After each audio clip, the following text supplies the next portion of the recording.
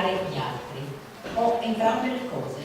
Ho la possibilità di fare schemi, essere meno casinista e aiutare quelli che sono in difficoltà, che non riescono a prendere facilmente. Ho capito come entrare nella loro mente logica senza stancarli.